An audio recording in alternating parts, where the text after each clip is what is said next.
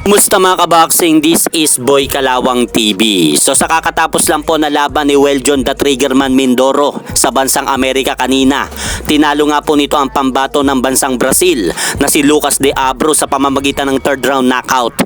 At bago po muna mga idol, makuha ni Weljon Mindoro ang impresibong panalo na yan kanina sa Osceola Heritage Park, Florida, USA kanina. Pinabagsak po muna ni Mindoro itong si Lucas de Abro sa second round. At akala ko nga po dito mga idol ay maagang tatalunin ni Weljon Mindoro itong Brazilian boxer.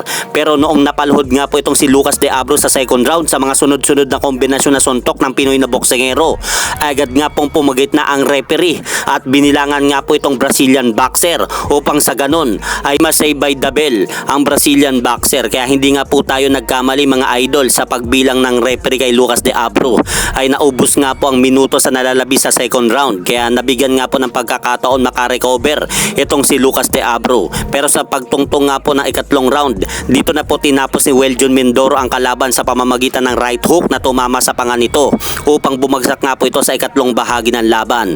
Pero sa pagkakataon pong ito, hindi na nga po kinaya makatayo pa ni Lucas de Abro sa laban. Kaya dito na po inihinto ng referee ang kanilang laban mga idol. Kaya dahil po dyan, panalo nga po si Weljon Mindoro by a third round knockout. At umabanteng na nga po ang malinis nitong kartada sa 13 wins, no losses, 1 draw with 13 knockout. At napanatili nga po nito ang kanyang 100% knockout ratio sa kanyang professional boxing career.